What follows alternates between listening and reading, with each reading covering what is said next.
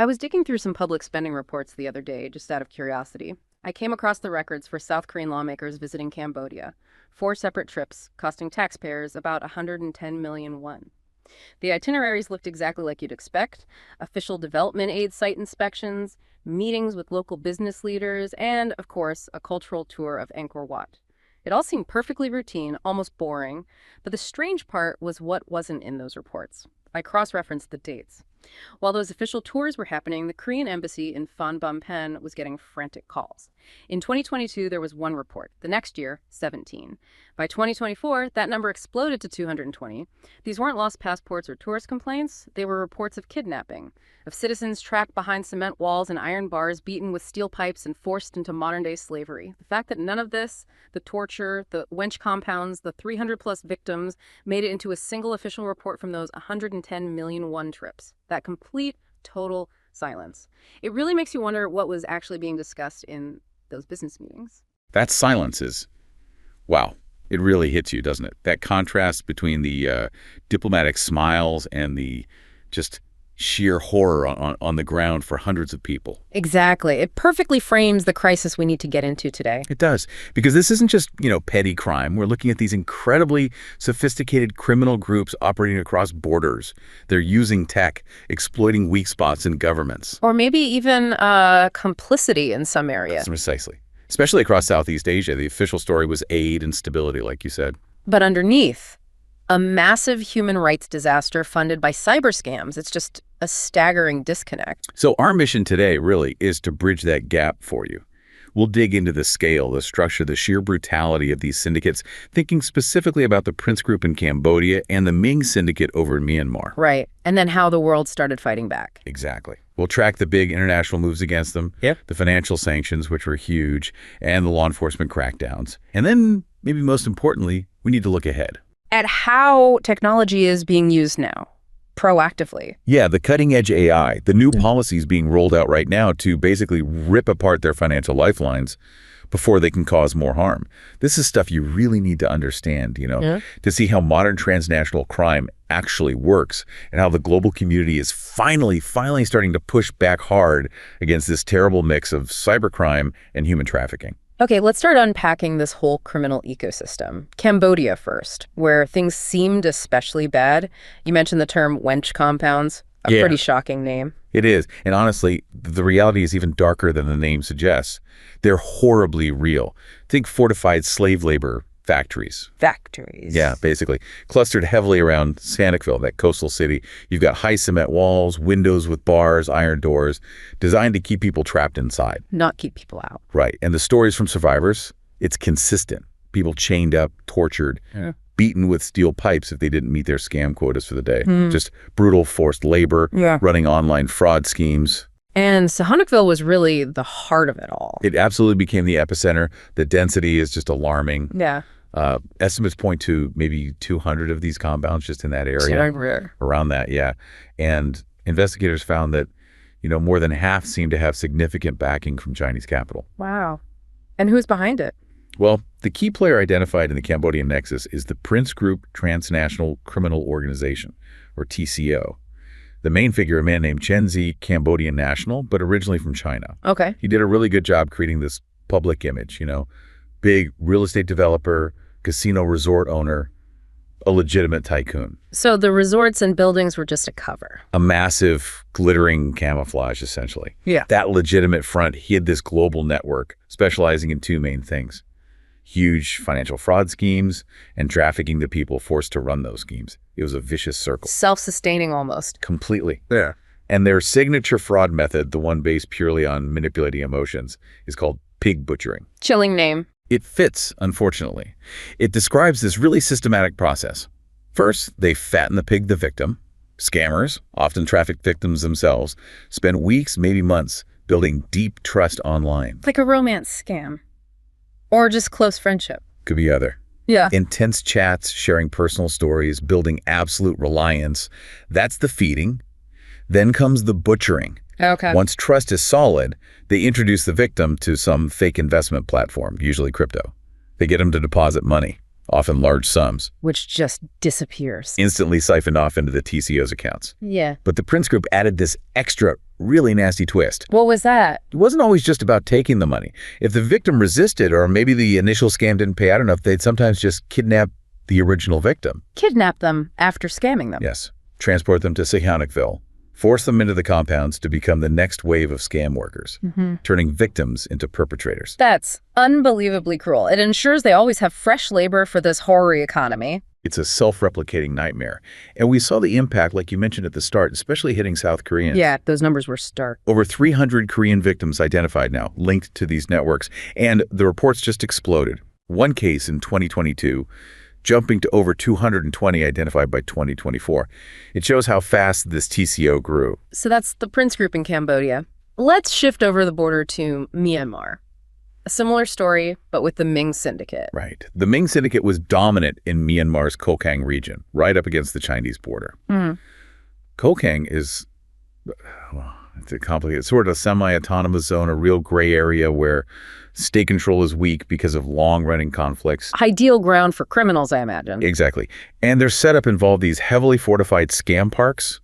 Think high-security compounds, almost like industrial zones, but purely dedicated to running fraud operations on a massive scale. What kind of financial damage did they cause? Huge.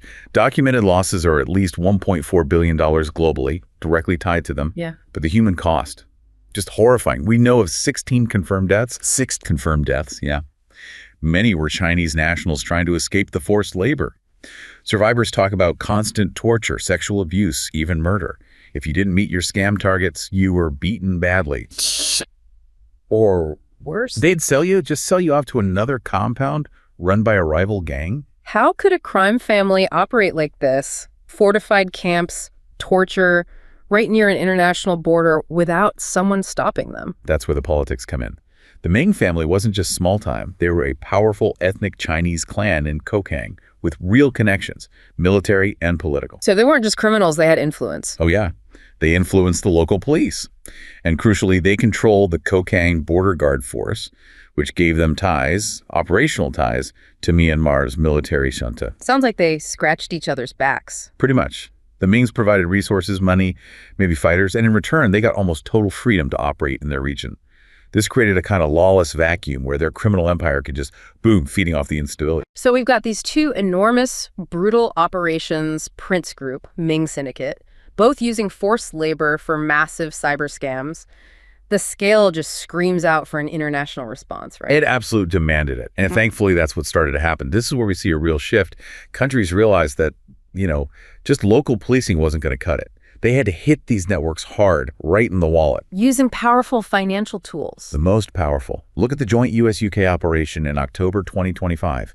People called it the biggest coordinated financial hit against cybercrime networks in that region ever. And who were they targeting specifically? They went right after the Prince Group TCO and another linked group called the Hyoni Group. And the money involved. That's what really stands out. How much are we talking? The US and UK together froze over $4 billion in assets worldwide.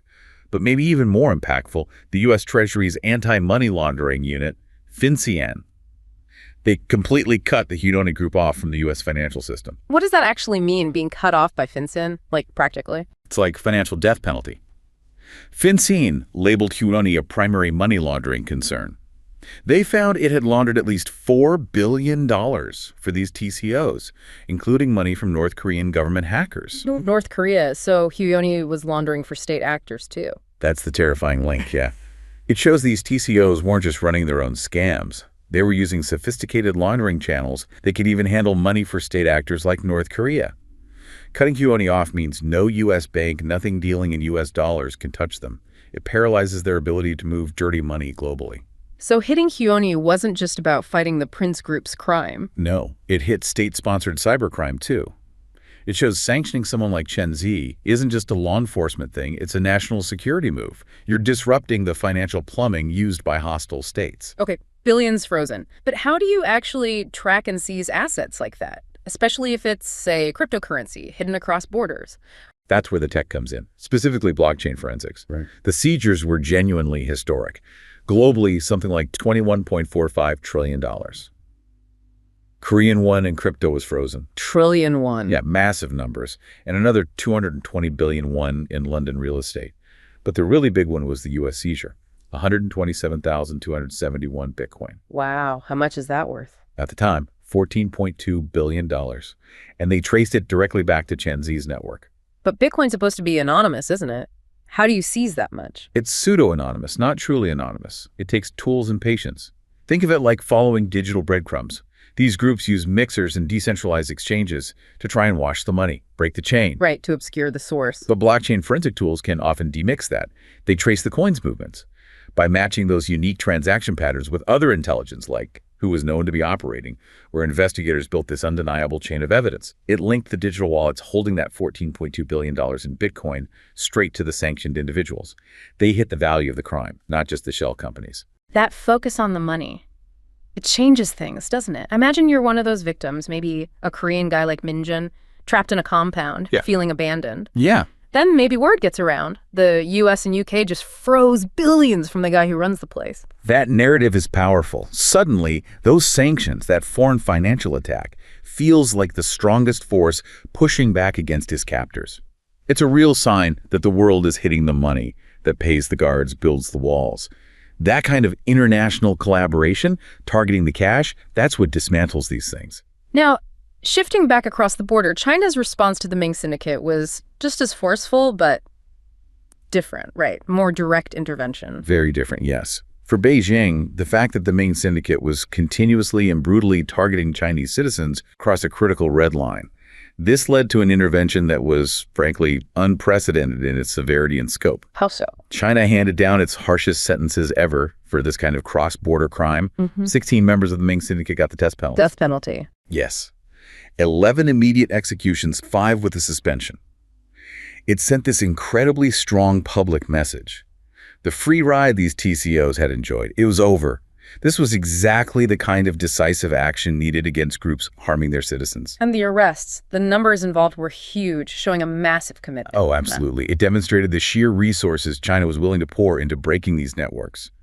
Just between September and November of last year, Myanmar authorities cooperated, handing over 31,000 suspects involved in telecom fraud to China. 31,000. In just a few months. And the total arrests linked to these crackdowns hit something like 57,000 overall. This wasn't a small operation. It was a massive, sustained campaign to dismantle these networks and protect Chinese citizens from the fraud and trafficking epidemic. That really does set a precedent, doesn't it, for international cooperation, for what happens when a major power dedicates serious resources to tackling criminal threats operating just outside its borders. It certainly does. But it also raises a really important question about those arrests. When you hear a number like 31,000 suspects handed over, are these all kingpins? Or are many of them the low-level workers, the trafficked victims themselves? That's a really crucial point. The sources do suggest that while leaders were definitely targeted, the vast majority caught up in these mass handovers were likely the rank-and-file operators, basically, the victims forced into running the scams. Which creates a huge challenge, right? A humanitarian and legal one. You need to carefully sort out who's a perpetrator and who's a victim once they're transferred. It's great the compounds are being emptied, but you have to ensure victims aren't punished. The political will is clear, but the follow-through is complex. And speaking of complexity, or maybe unevenness, this brings us right back to the situation you opened with, South Korea. While the US and China were taking these massive actions, the response from Seoul seemed, well, muted, characterized by that silence you mentioned. Exactly, that's the gap in the safety net. Victim reports soaring 1 to 220 in 2 years. Lawmakers take 4 trips, spend $110 million on OVA, but nothing about the crisis appears in official reports. And this silence happened while significant financial commitments were being made, potentially benefiting the very environment where these crimes thrived. That's the really difficult piece. The South Korean government approved $124 million in official development aid, ODA, for Cambodia, right during this surge in victim reports. And apparently they bypassed some standard feasibility studies to do it. So the timing suggests prioritizing diplomacy over citizens' safety? It looks like prioritizing the optics, the aid deals, which can be politically useful for the country, receiving the aid over the immediate, desperate security crisis facing South Korean nationals on the ground in Cambodia. So aid kept flowing into a country where the power structures were known to be linked with the Prince Group TCO, even while the embassy phones were ringing off the hook with pleas for help. It just highlights a critical weakness. International cooperation is key, right? But if a victim's own country seems silent or seems to be putting politics first, the results for those trapped are devastating. And the current situation reflects that lag. It seems so. There's a government task force looking into it now, finally. But reports say out of 63 detained Koreans identified, only 2 have actually been brought home. The scale of the problem is just swamping the current response. It underlines why we need these strong, international, proactive measures. Okay, so the reactive strikes, the arrests, sanctions, sentences, they created momentum. Now let's shift to the proactive side. Using technology to get ahead of these groups, right? Hitting the money flows before the damage is done. That's the crucial next step, because the criminals aren't standing still. They're already using AI, to find more victims for pig butchering, to hide their profits better, so the defense has to be smarter, faster. I read something about tracking that $14.2 billion in Bitcoin from the Prince Group. It mentioned the breakthrough came when they used new AI surveillance tools. Is that right? That sounds exactly right. For years, maybe, the money was hidden using those mixers we talked about. But the AI, it wasn't just tracking one transaction. It could be trained on thousands of known scam wallets to learn the signature. Like a digital fingerprint for the whole network. Exactly. The unique way this specific network moved its money through decentralized systems. And that pattern, identified by AI, provided the solid link between the crypto stash and Chen Zi, the sanctioned leader. So AI is basically speeding up analysis of huge amounts of data. Massively. It connects the dots across different banks, different countries in real time. It spots those complex patterns, the network's signature, that older rule-based systems would just completely miss. So what are the main ways AI is being used right now to fight the financial side of human trafficking? You can kind of break it down into 3 key areas. First is just better investigations. AI helps predict risk learning from past TCO activities to flag potential new ones. And natural language processing, NLP, is huge here. How does NLP help? It scans everything, news reports, social media, even the dark web, looking for connections. It can identify people or companies potentially linked to trafficking, even if there's no direct financial trail yet. So it's looking beyond just the bank account. Right, and it also spots things like account takeovers, weird logins, sudden money movements that suggest a trafficker has hijacked a victim's account to launder money or run scams. Okay, that's investigations. What's the second area? Keeping up with the criminals. We call it typology enhancements. Human trafficking methods change constantly. Sex trafficking, labor, organs. It's grim. Hard to keep track of. Extremely. So generative AI, like large language models, can automate that. They read massive amounts of reports and data, pull out the key features of new crime methods, and automatically update the risk libraries that compliance officers use. It keeps the defenses current, makes reporting much easier. Makes sense. And the third pillar, you mentioned contextual monitoring. This is really the game changer for catching the bigger fish, the networks. Contextual monitoring looks beyond single transactions to map the whole criminal organization. It uses 2 main technologies. First, entity resolution. Entity resolution. Yeah.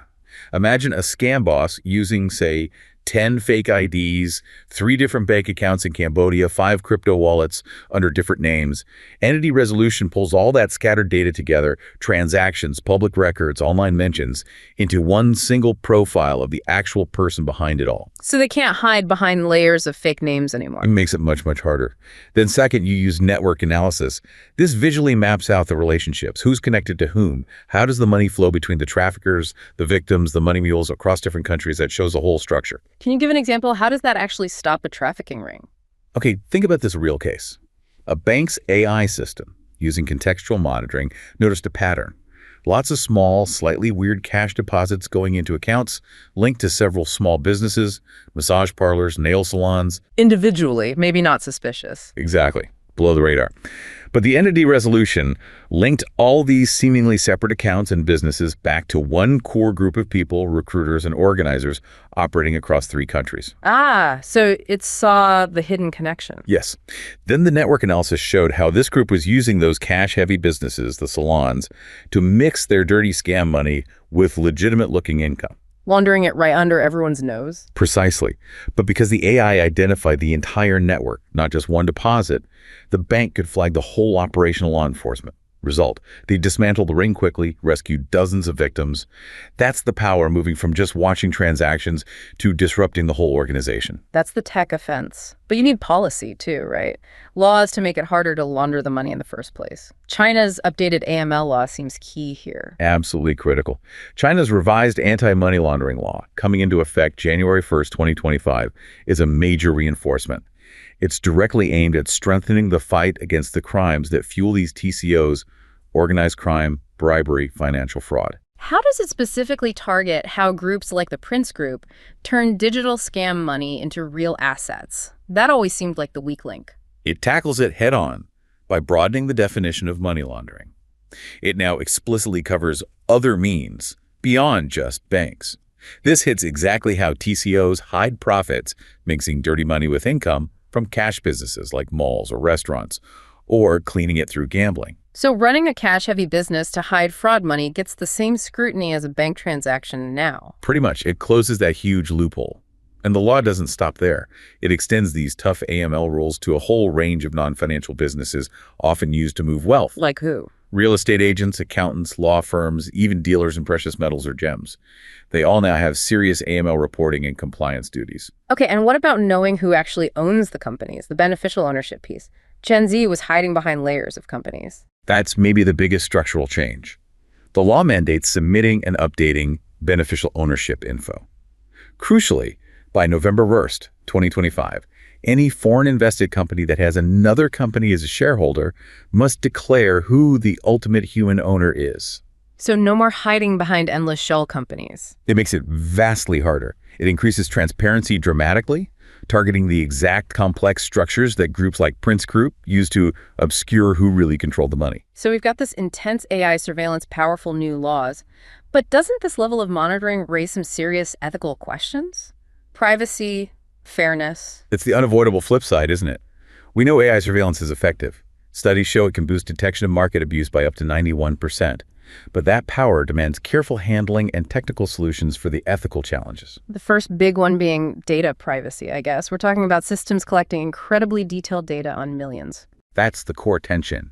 Right now, something like 83% of jurisdictions globally collect really comprehensive personal data for this kind of surveillance. That sheer scale raises big questions about necessity, security. And businesses worry too. 70% of trading firms are concerned about their confidential strategies being exposed by this granular monitoring. And the other worry is bias, right? The black box problem. Exactly. If your AI is only trained on who got caught before, it might just keep flagging the same types of people or activities, embedding old biases. Plus, a lot of these advanced AI systems, maybe 65%, struggle to explain why they flag something in simple terms. Which is a problem for fairness, for due process. A huge problem. If you can't explain the decision, how can someone challenge it if their assets are frozen? It feels like the tech is outpacing our ability to properly audit it. So how are regulators or technologists addressing this? Are there solutions? Yes, thankfully. They're pushing for technical fixes that build fairness and privacy right into the systems. One key approach is federated learning. How does that help with privacy across borders? Instead of pooling everyone's raw, sensitive data in one place, which is often illegal anyway due to privacy laws, you send the AI model to the data. The model trains locally on the distributed data sets in different countries or banks. So the sensitive personal data never leaves its secure location. Exactly. Only the learning results, the model updates, are shared. It can cut down sensitive data transfer by potentially up to 98%, but you still get the analytical power to spot those cross-border crime patterns. It respects data laws while enabling global crime fighting. Okay. What about the black box issue making AI explain itself? That's where explainable AI, or XAI, comes in. It's becoming non-negotiable. Regulators demand transparency. XAI systems have to provide not just a risk score, but why. Like what factors triggered the alert? Precisely. It needs to say, this was flagged because of X, Y, and Z. If Z wasn't present, the score would have been lower. Over half of authorities, 53%, now demand full audit trails for these AI systems. Tools like Eshape and Lime are helping translate complex AI decisions into explanations humans can understand. And finally, protecting individual privacy within this constant monitoring. For that, the main tool is differential privacy. It's a mathematically rigorous technique. Essentially, you add carefully calibrated noise, random data to the dataset or the results of queries. Doesn't that mess up the analysis? If done right, no. The noise is just enough to make it impossible to identify any single individual's data, even if someone tries to reverse engineer it. But it preserves the overall statistical patterns needed for detecting crime or market abuse. It protects the innocent while still catching the bad guys. Wow, this has been incredibly detailed. It really feels like this fight against transnational cybercrime is happening on two huge fronts at the same time. That's absolutely the main takeaway here. You've got the operational front, that immediate reactive force. Think the US-UK sanctions hitting the Prince Group's billions, and China's swift, severe crackdown on the Ming syndicate with all those arrests and sentences. Right, the direct intervention. And then you have the second front, the proactive one. That's the rapid development of technology and policy. Using AI for financial surveillance network analysis, entity resolution to see the money moving in real time, and strengthening the laws, like China's updated AML rules, making it harder to hide the money in the first place through beneficial ownership rules and covering more business types. The speed and the, frankly, brutality of these criminal groups demanded this kind of two-pronged response, didn't it? It really did. It pushed beyond just standard policing into this high-tech financial warfare. And it absolutely requires not just global cooperation like we've seen, but also this constant, fast evolution of the legal and tech tools. The goal has to be striking proactively at the money that fuels modern slavery, protecting people before they become victims, not just reacting afterwards. This deep dive has really shown us that the future of international law enforcement, it's happening right now. It's right there at that intersection of like blockchain forensics and AI governance.